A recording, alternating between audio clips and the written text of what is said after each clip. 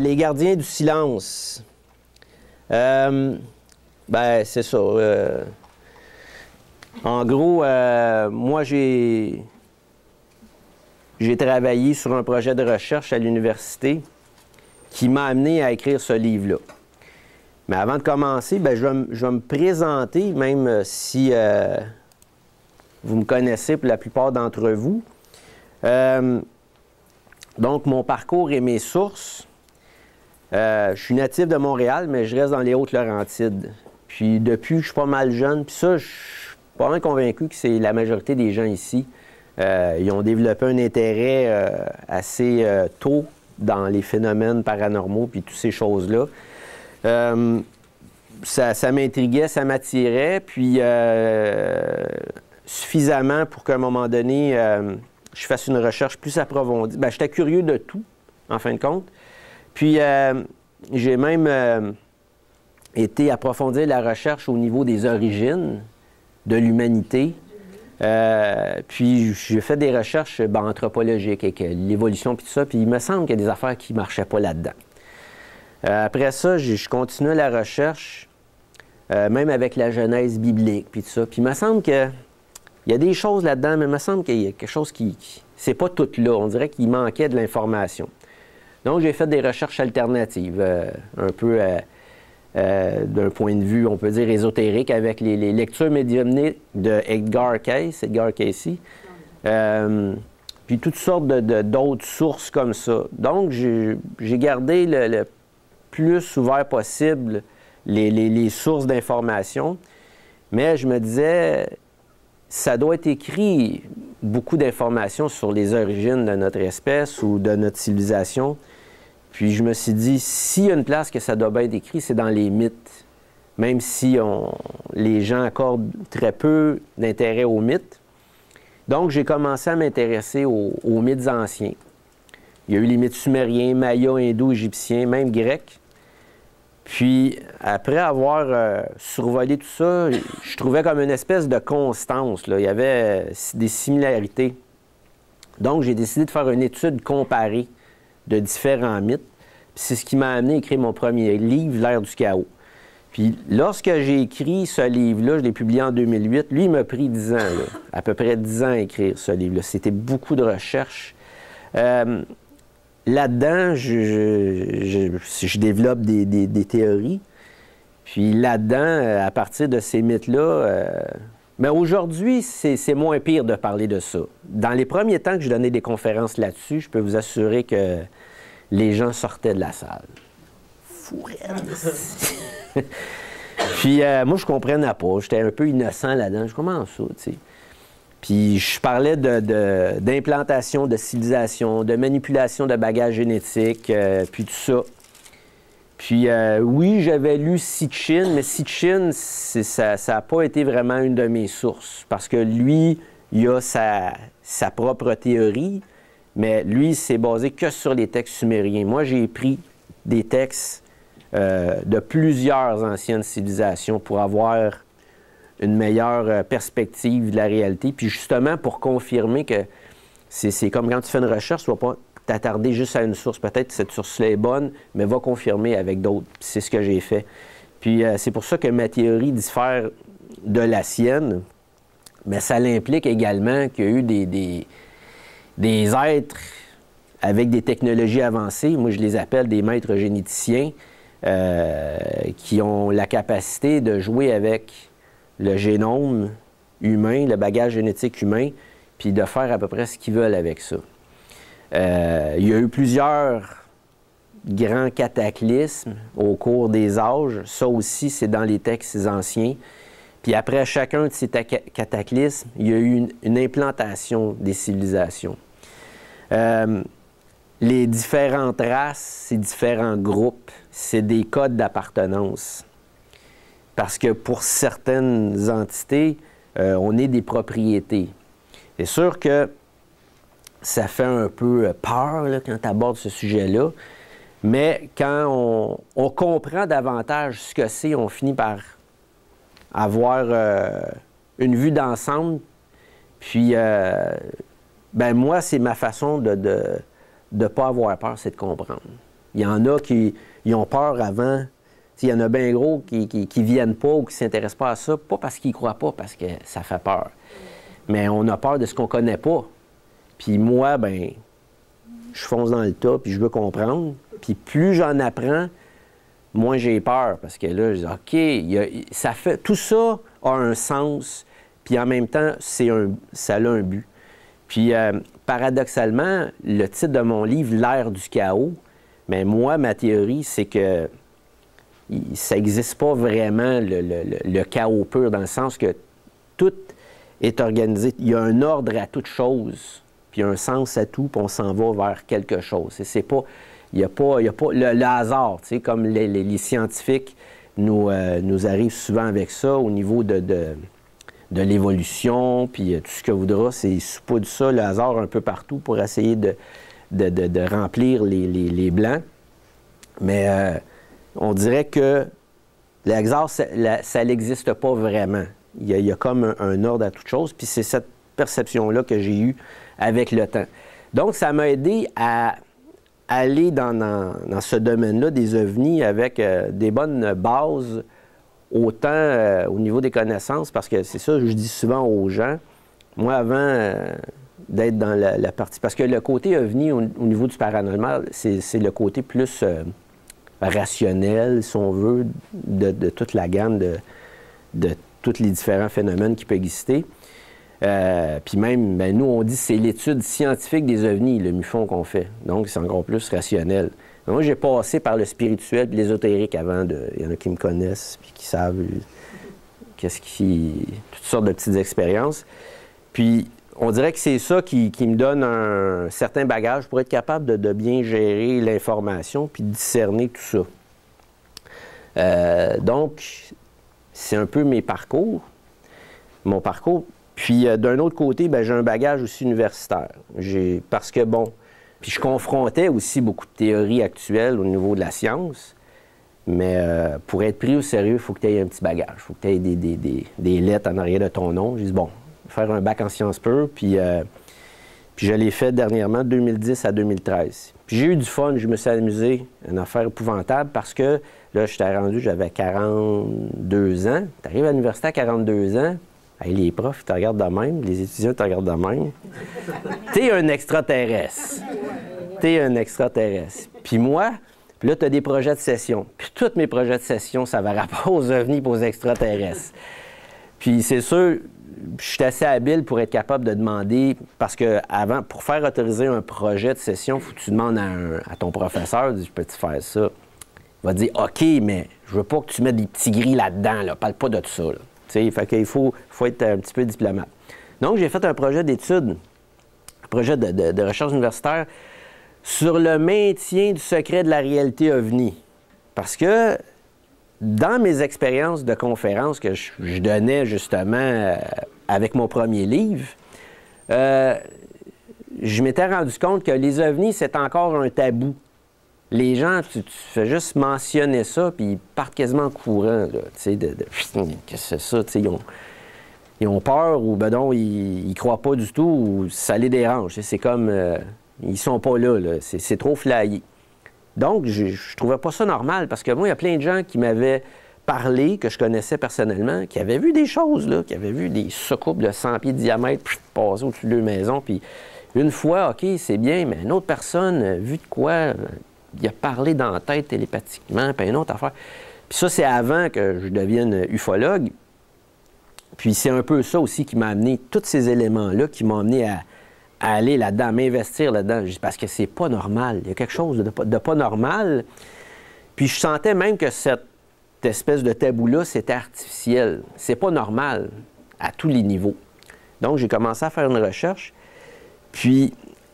Quand on m'a demandé de faire un réseau, parce que le cours, c'était sur la systémique, faire des réseaux structurels, fonctionnels, puis tout ça, j'ai dit, je vais faire un réseau sur le maintien, parce que je sens qu'il y a une structure au-dessus de ça. Puis, donc, j'ai commencé tranquillement, mais je savais pas dans quoi je m'embarquais, là. Puis, j'en ai bavé parce que c'était complexe. Puis l'autre personne qui était avec moi, là, j'ai barré son nom, c'est un musulman. Il dit, Allah, es-tu d'accord avec ça, les ovnis et les extraterrestres? Je sais pas, moi, j'ai pas lu le Coran, tu sais, je suis pas au courant si Allah, ça y dérange, mais j'ai dit, nous autres, on va faire ça. C'est ça qu'on va faire, là.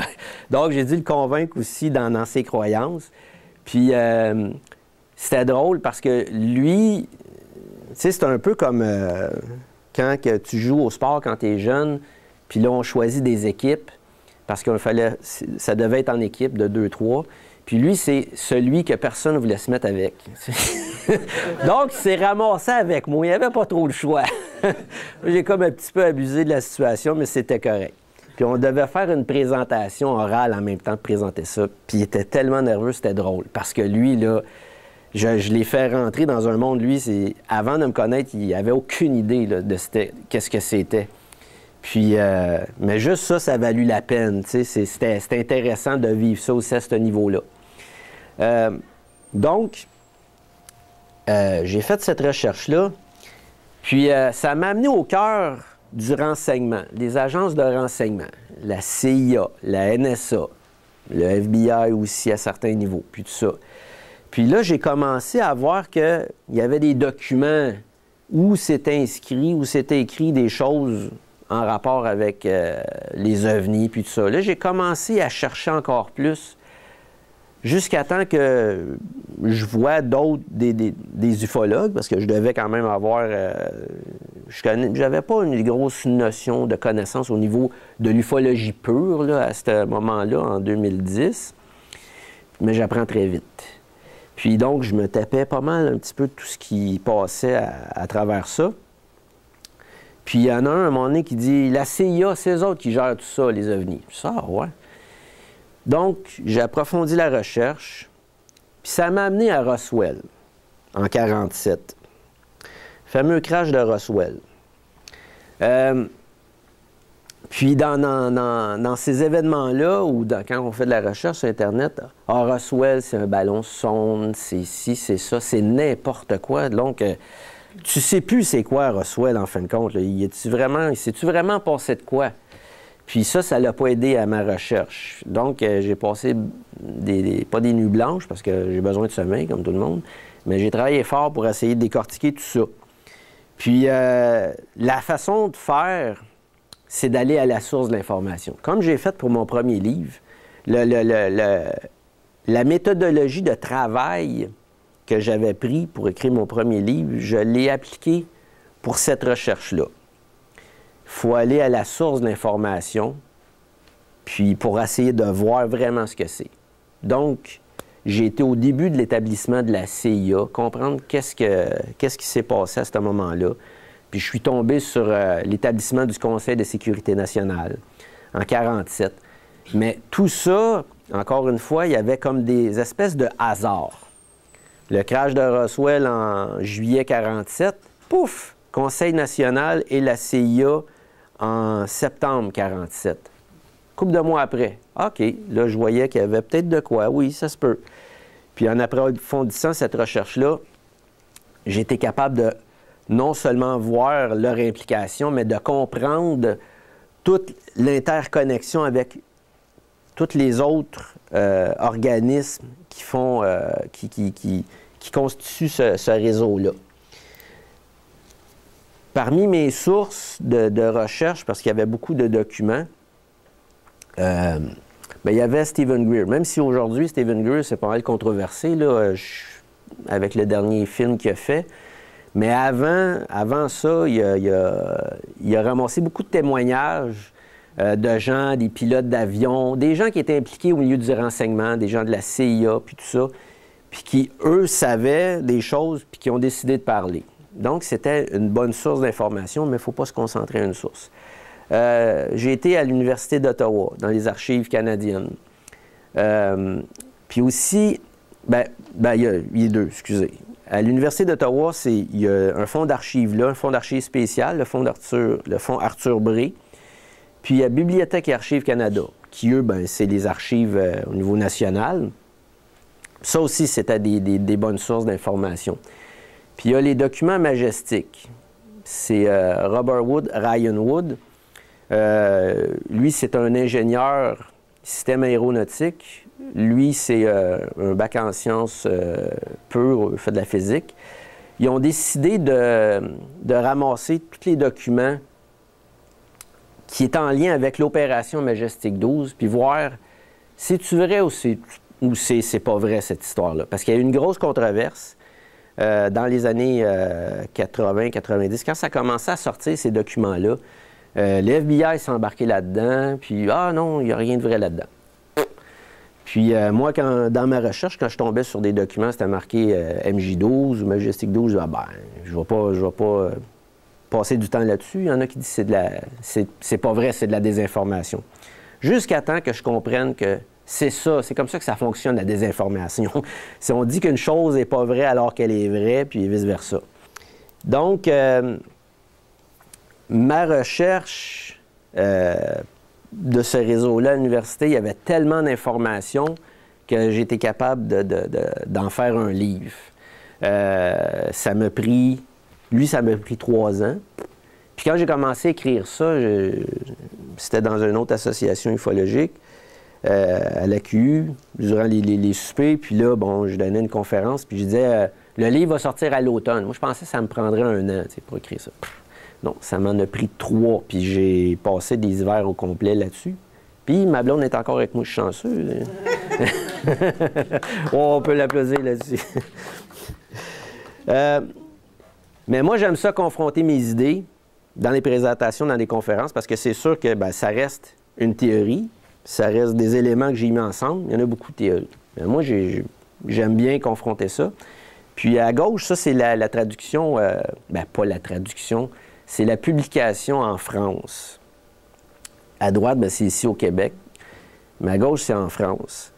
Donc, j'ai fait une tournée de présentations en France en 2014, l'automne 2014.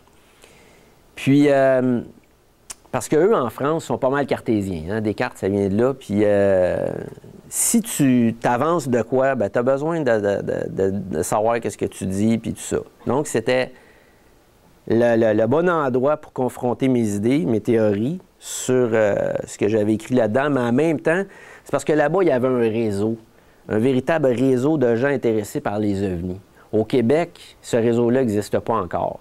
Puis ça aurait été difficile pour moi de faire une tournée au Québec, à moins d'avoir moi-même commencé à monter le réseau. C'est ce qu'on va faire aussi avec MUFON Québec. On veut vraiment développer un réseau à l'échelle de la province. Mais ce réseau-là existe en France. Donc, j'ai dit, on va aller là. Puis on a fait le tour. On a été 2 semaines, puis on a fait, Brest, Paris, Strasbourg, Grenoble, Marseille, Montpellier, Toulouse, Bordeaux. Puis on aurait pu en faire 10 autres places. Ça, c'est les repas ufologiques, c'est des gens qui se rencontrent 1 fois par mois. C'est un peu comme présentement avec l'AQU à Montréal, sauf que c'est dans plusieurs grandes villes de France. C'est sûr qu'en France, ils sont pas mal plus, une plus grande population que nous, mais ça a facilité la chose. Puis,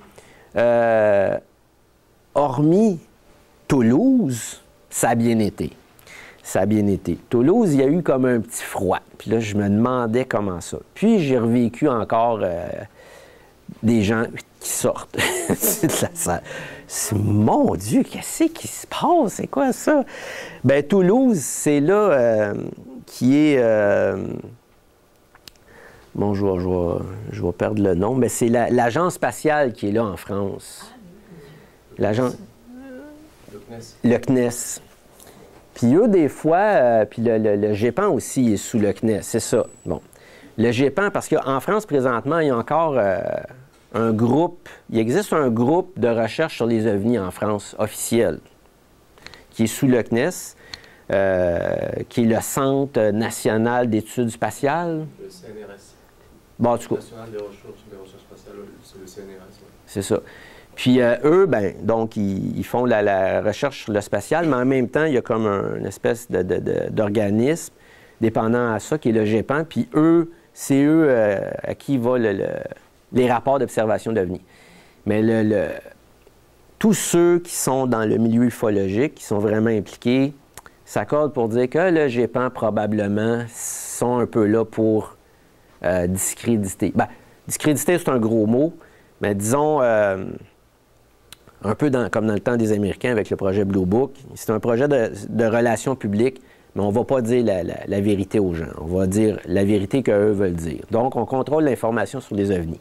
Puis eux faisaient régulièrement des conférences à Toulouse, parce qu'ils sont là. Puis en même temps, moi, je suis arrivé comme un chien dans un jeu de quilles, innocent, j'ai aucune idée de ce qui se passait là. Puis c'est après coup, j'ai compris, ah, OK, c'est ça, c'est pour ça que les gens là-bas étaient un petit peu froids. Puis moi, j'arrive là, avec mes sabots de conspirationniste, le gouvernement est au courant, on nous cache tout, blablabla. Bon, OK. Mais c'était une expérience quand même intéressante. Puis aujourd'hui, ben, je peux en rire. Mais à ce moment-là, je trouvais ça un peu moins drôle. Ouais. Donc, personnellement, à titre personnel, j'ai fait plusieurs enquêtes, puis après ça, ben, c'est pas long que vous vous apercevez que oui, il se passe de quoi, puis c'est pas seulement que des ballons météo, il y a vraiment de ces véhicules-là qui sont extraterrestres. C'est évident. Il y a aussi des programmes secrets. Ça, c'est un autre volet d'ufologie qu'on ne va pas aborder parce que juste ça, c'est une conférence en soi. Donc, ben ça, mon application active a fait que j'ai été nommé directeur au mois d'août. Existe-t-il des preuves d'une conspiration du silence à propos des ovnis? Hein? C'est sûr, vous savez toute ma réponse. Mais je vais vous donner certains éléments pour comprendre cette espèce de conspiration du silence présentement. Quand j'ai commencé à donner des conférences dans les Laurentides sur les ovnis, parce que moi, je demeure présentement dans les Hautes-Laurentides, donc, au niveau géographique, quand je fais des événements, ça se situe pas mal dans cette région-là. Pouf, petit monsieur Lamontagne qui débarque puis qui commence à faire des conférences sur les ovnis. Mais pour dire que ça se pouvait pas. Puis, donc, j'ai trouvé ça comme un peu bizarre. Là. Puis, dans mes recherches, dans les années, dans le comité Robertson, ça part des États-Unis, mais en gros, c'est les États-Unis qui gèrent ça. Là. Hein? Toute cette espèce de censure-là, ça part des États-Unis, c'est eux autres qui gèrent ça beaucoup. Le comité Robertson disait on va utiliser les astronomes et astrophysiciens pour répandre la bonne nouvelle, d'une façon en voulant dire que c'est eux qui vont être notre outil, parce que quand ils ont fermé le projet d'études en 69, il devait avoir des gens qui vont continuer à dire que ça se peut pas. On a eu Allen Hynek qui, soi-disant, a reviré son chapeau de bord, mais il n'a jamais vraiment fait ça. Il a toujours continué à faire un peu de désinformation à sa manière, puis c'est très habile. La désinformation, ça marche que tu ne le vois pas que c'est ça. Sinon, ce ne serait pas de la désinformation, ça serait un cirque. Donc, sans sombrer dans la paranoïa, je pense que c'est un petit peu des réactions au fait qu'à un moment donné, quand on commence à prendre un petit peu de place sur la scène ufologique, bien, on a souvent des événements comme ça. Donc, à passer en revue certains des plus gros canulars de l'ufologie moderne afin de démontrer qu'aucune preuve à ce jour ne permet d'affirmer l'existence d'êtres extraterrestres. Donc, il n'y a pas de preuve. Pas de preuve. Puis ça, ce qui est drôle, c'est que, puis ça, c'est à notre auto de Californie. Je savais qu'à un moment donné, il y avait déjà eu, il y en a qui m'avaient parlé de ça, il y avait comme une récompense d'1 million, celui qui apporterait la preuve que les ovnis existent. Puis, là, ici, on voit le Weekly World News, mais il y a aussi le National Enquirer. Ouais, bon, bien, le National Enquirer, dans les années 70, avait mis une espèce de récompense à celui qui arriverait avec une preuve que ça existe. Puis à un moment donné, justement, en faisant de la recherche pour mon livre, c'est là que j'ai appris que le National Enquirer puis le Weekly World News appartiennent à la CIA. Ah! Là, on comprend. Puis la CIA, bien, c'est eux qui sont à la charge de l'information OVNI, mais de garder la censure, le secret là-dessus. Donc, ça, c'est aussi simple. Quand tu comprends ça, c'est aussi simple que 2 plus 2, ça fait 4. Sauf que dans le monde du renseignement, ça ne donne pas tout le temps 4. Hein. Des fois, ça donne 3, des fois, ça donne moins 4. Puis, donc, on explique, on comprend ça que ces tabloïds comme ça, quand tu es à l'épicerie, puis tu t'en vas payer tes choses, puis tu vois ça, puis, mais tu es monsieur, madame, tout le monde qui n'a jamais rien vu là-dessus, puis qui ne connaît pas trop ça, puis quand tu vois des choses comme ça, tu te dis, ceux qui croient aux ovnis, là, sont vraiment débiles. Tu sais, ça se peut pas, là. Tu sais, c'est pas possible. Mais c'est un peu ça. On joue sur la psychologie des gens. La CIA sont devenus maîtres des opérations psychologiques. Ils appellent ça des guerres psychologiques. Puis tout ça, là, c'est tout énuméré dans les documents sur lesquels j'ai travaillé, parce que les premiers groupes à avoir la charge du contrôle de l'information OVNI, il y avait des mémos, il y avait toutes sortes de documents. Puis, en pensant que parce que c'est marqué Top Secret Eyes Only ou Magic Eyes Only, que personne d'autre ayant cette habilité de sécurité-là pourrait les voir. Bien, une petite nouvelle pour eux autres, il y en a plein qui disaient « Aïe, aïe! » Puis là, bien, ça manchait pour sortir ça. Même si la personne qui sortait ces documents-là était passible de fortes amendes ou même de trahison. Puis, donc, certains de ces documents-là, ils n'ont jamais été déclassifiés. Ils ont été exfiltrés. C'est des gens de l'interne qui étaient à la CIA ou dans d'autres organismes du genre qui ont sorti certains de ces documents-là. Puis eux, la meilleure façon de faire, parce que là, il n'y avait plus de contrôle sur ces documents-là, de dire c'est des faux. Puis encore une fois, c'est un petit peu un conflit d'intérêts parce que c'est des documents qui les incriminent directement là-dedans. Encore une fois, le petit réseau que j'avais construit qui m'a amené à... En rouge, c'est ce qui est connu du public, puis en noir, c'est ce qu'on ne connaît pas. Bien, ce qu'on n'est pas supposé savoir. Autant dans les écritures que dans les cases, les informations. Donc, les agences de renseignement sont au cœur de tout ça. Contrôle de l'information et des informations. C'est en noir parce que les gens, ils pensent que le CIA, c'est là pour les terroristes, les communistes. Ça a toujours été des bonnes excuses. Donc, on désinforme les médias, on intimide le public. Puis pour en revenir à cette histoire de 1 million de récompenses, t'appelles le National Enquirer, toi, tu as un beau-frère qui était dans l'armée, puis il y a eu plusieurs crashs de 1900... du début des années 40, là, ça n'a pas commencé à Roswell en 1947, les crashs. Ça a commencé au début des années 40. Ils ont commencé à avoir des micro-ondes, des radars à micro-ondes pulsés. Ça a rentré en 1940 aux États-Unis. La technologie venait des Britanniques qui, eux, l'avaient emprunté aux nazis. Puis aussitôt, ce qui est intéressant de voir, c'est que dans les documents, aussitôt que cette technologie-là arrive aux États-Unis, on voit des informations relatives à des crashs d'OVNI. Ah, tu sais, à San Bernardino en 1941, telle place 1940. Donc, ça concorde avec l'arrivée de Puis tous ceux qui étaient impliqués là-dedans disent que c'est effectivement, c'est avec cette technologie-là qu'ils étaient capables de les faire tomber. Il y a eu plusieurs crashs d'OVNI, il y a eu plusieurs récupérations, même ici au Québec. Puis, mais c'était géré de façon très, très, très serrée, l'information. On assassinait même des gens pour pas qu'ils parlent. Donc, ton beau-frère étant dans l'armée, lui, à un moment donné, sa responsabilité, c'est de faire un sweep. Il passait à une zone de crash, puis tous les débris, il devait ramasser ça.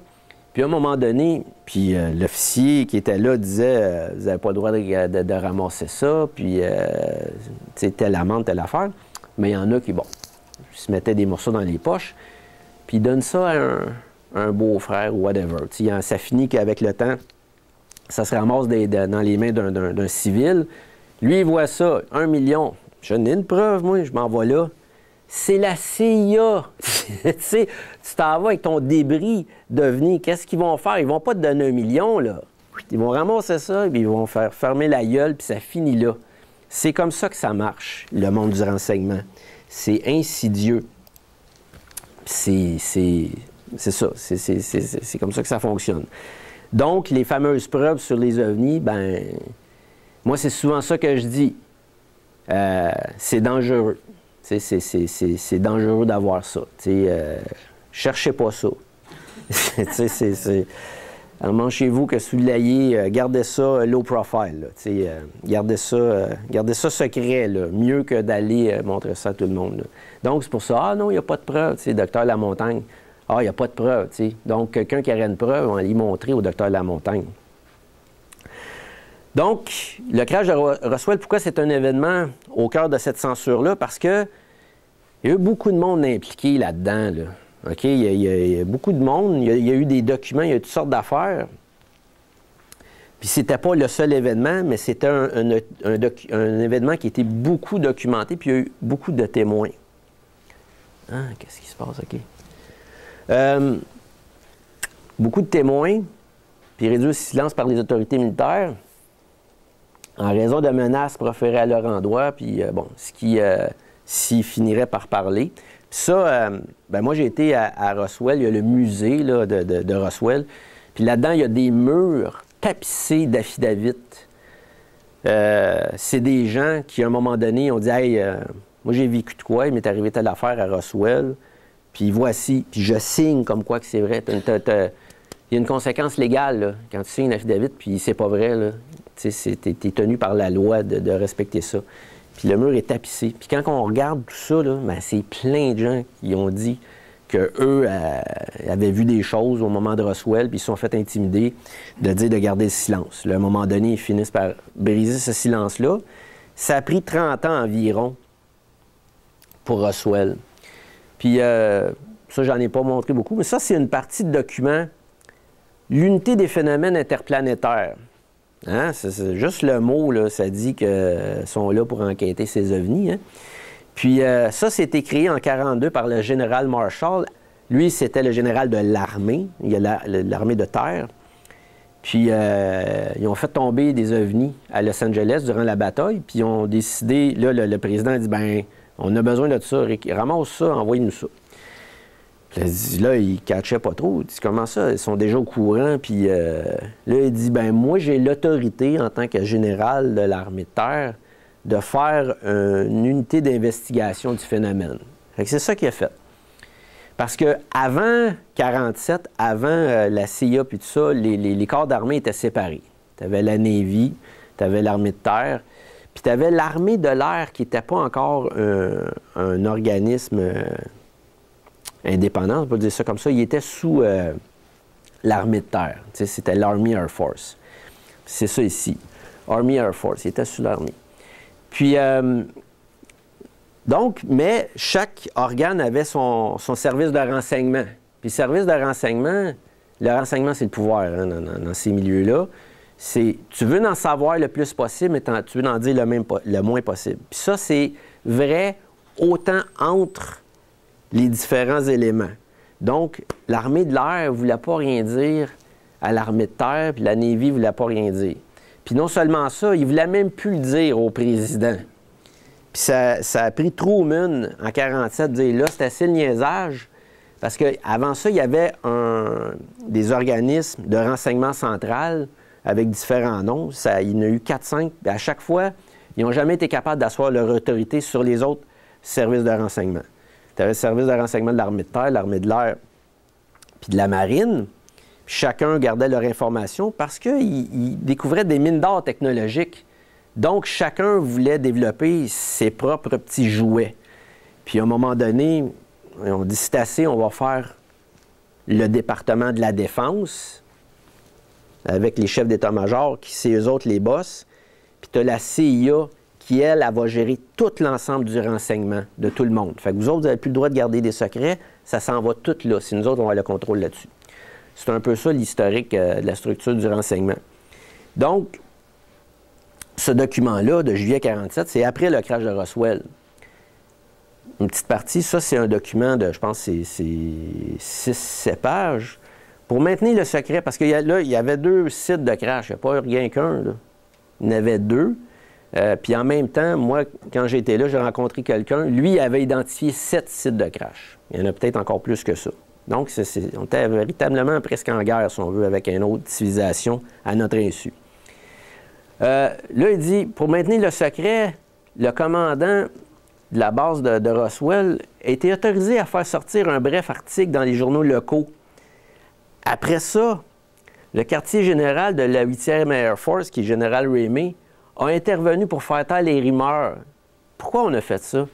C'est ça les opérations psychologiques. On savait que là, il y avait tellement de monde qui était au courant qu'à un moment donné, ça va sortir l'information. Fait que ce qu'on va faire, on va dire, OK, l'armée a pogné une soucoupe volante. Tu sais, wow, là, tout le monde, ça a fait la une dans les journaux. Puis tout de suite après ça, tac! Général Ramey dit, ben non, en fin de compte, c'était pas une soucoupe volante, c'était un ballon météo. Ça, c'est les fameux débris là, de ballons. Puis ça, pourquoi on a fait ça comme ça? C'est au niveau de l'impact psychologique. Puis dans le petit document en question, ça dit ça a tué aussitôt l'intérêt de la presse. Ça a fait une déception. C'est ça. C'est de créer. On joue avec les émotions humaines. De créer la déception. Waouh, une soucoupe, c'est incroyable, c'est intéressant. Paf, ben non, c'est un bel. Là, tout le monde dit, ben. Fait qu'à chaque fois que quelqu'un va parler d'une soucoupe, ben, tu sais, non, c'est pas vraiment ça, tu sais. Mais les civils pouvant avoir vu manipuler des débris, eux autres, par exemple, ont été détenus. Puis il y a même une loi, la loi McNabb. Puis eux autres, cette loi-là, c'est que tant qu'ils ne sont pas sûrs que la personne qui va sortir d'après cette détention-là ne va pas parler, on va la garder. Donc, puis de ramasser toutes les preuves restantes, encore les preuves, on ramasse tout ça. On ne veut pas que personne ait accès à ça, on veut garder le secret. C'est juste ça le but. Puis bon, les témoins ont été rencontrés par le contre-renseignement, puis mis au courant des conséquences s'ils venaient à parler à la presse. Puis c'est pas juste une petite tape ses mains, là. C'est eux autres, il y a comme plusieurs niveaux là, de faire fermer la trappe. Jusqu'à présent, puis ça c'est en 47, le secret semble maintenu. Sauf que, pas longtemps après, pas longtemps, une trentaine d'années après, il y a des ufologues qui sont tombés là-dedans. Puis là, les gens commençaient à parler. C'est un peu comme ça que ça marche. C'est que, hey, si lui, il en a parlé, là, ben moi, avec, je vais en parler. Puis ça doit être parce que c'est plus grave d'en parler. Puis il y a bien des témoins que j'ai rencontrés ben, quand on était aux États-Unis, puis au Nouveau-Mexique, puis tout ça, c'était ça. C'est qu'ils disaient, ben nous autres, ils nous avaient dit de ne pas en parler, mais après 30 ans, quand on a entendu quelqu'un en parler, ben c'est là, ça a commencé comme une traînée de poudre. Ça a commencé à sortir. Ben ça, c'est un petit résumé pour dire qu'est-ce qui s'est passé après le crash de Roswell, qui ont fait le Conseil de sécurité nationale, la CIA, puis tout ça. Donc, la CIA, ben là, c'est plus vraiment un secret que le but, c'était de contrôler l'information d'OVNI, discréditer, désinformer la population à propos des événements de Roswell et de la réalité en général. Puis tout ça, c'est ce qui transpire dans ces documents-là. C'est des documents, bon, ça ici, c'est des documents qu'on a essayé de brûler. Puis ça, c'est les documents qui incriminent la CIA et le Majestic 12 dans l'assassinat du président Kennedy. Parce que lui est au courant. Puis dans ces documents-là, dans un de ces documents-là, on voit, par rapport au crash de Roswell, un sénateur, le sénateur Kennedy est au courant, il a été mis au courant par le secrétaire de l'armée de l'air. Tu sais, en 1947, là, Kennedy n'était pas connu, c'est un sénateur. Puis il était déjà au courant. Puis après ça, ben Marilyn Monroe aussi est venue qu'à savoir des choses, de par sa relation privilégiée avec Kennedy.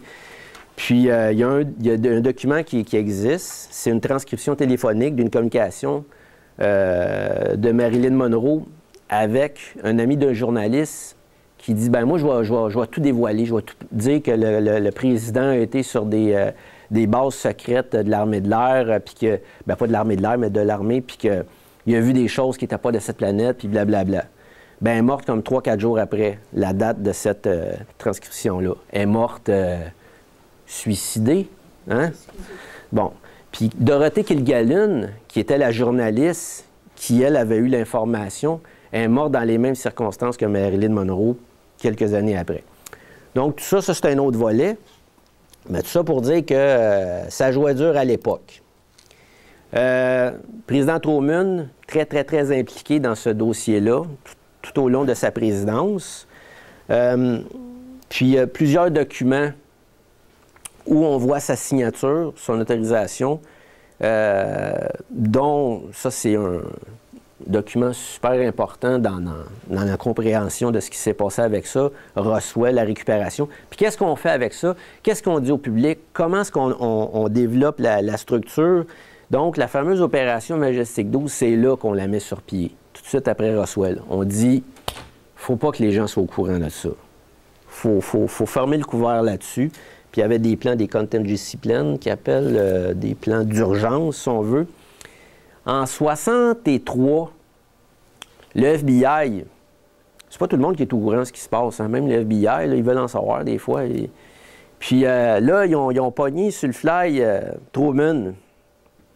Puis là, ils posaient des questions sur les ovnis puis les MJ-12. Puis là, il dit, avez-vous autorisé l'opération Majestic 12? Là, hein, c'est un bon politicien, comme éviter la question un peu. Puis là, il était quand même un peu embarrassé. Où c'est que vous avez trouvé ça? D'où ça vient, ton information, là? T'es en 63, on n'est pas supposé de savoir ça, là. OK? Ben, c'est la CIA, une source de la CIA. Puis là, ce qu'il disait, c'est que quand ils ont fondé la CIA à l'époque, parce que c'est la CIA aussi, t'as le MJ-12, c'est la CIA qui est l'outil du MJ-12. Le MJ-12, c'est un comité secret. C'est pour ça que Kennedy, en quelque sorte, a été assassiné, parce que lui, il n'a jamais accepté l'autorité du Majestic 12. Il disait que c'était pas légal, puis vous n'avez pas le droit de contrôler l'information OVNI. C'est moi, le président, qui va décider qu'est-ce qu'on fait avec cette information-là. Puis lui, il voulait partager ça à tout le monde. Puis il ne voulait pas juste partager l'information OVNI, il voulait qu'on prenne contact avec d'autres civilisations qui étaient avancées, puis qui étaient, qui étaient pacifiques. Parce qu'il y avait deux groupes dans toutes les données de la CIA puis du Majestic 12 et même du KGB en Russie. Il y avait deux grands groupes, si on voulait, ceux qui étaient ennemis, ceux qui étaient pacifiques. Lui, il avait même demandé, 10 jours avant son assassinat, il avait appelé le président Khrouchtchev pour initialiser un projet spatial conjoint États-Unis-Russie. Puis, mais il disait, on va tout déclassifier, les documents. Il dit, moi, je viens de demander à CIA de tout me sortir les documents OVNI. Vous allez faire de même avec le KGB. Mais Khrouchtchev, il était peut-être moins naïf que Kennedy. Il dit, je vais m'essayer, mais je pense pas que ça va marcher. J'ai pas le pouvoir pour faire ça. Puis, bref, en gros, Truman, ce qu'il dit, c'est qu'ils ont donné à la CIA, bien là, il dit le directeur du renseignement central, l'autorité de cacher l'information OVNI du public ainsi qu'au Congrès. Mais ils ont donné, ce que ça veut dire, ils ont donné une autorité plus grande même que le gouvernement, tu sais, qui est le Congrès. Donc, ils pouvaient faire ce qu'ils voulaient.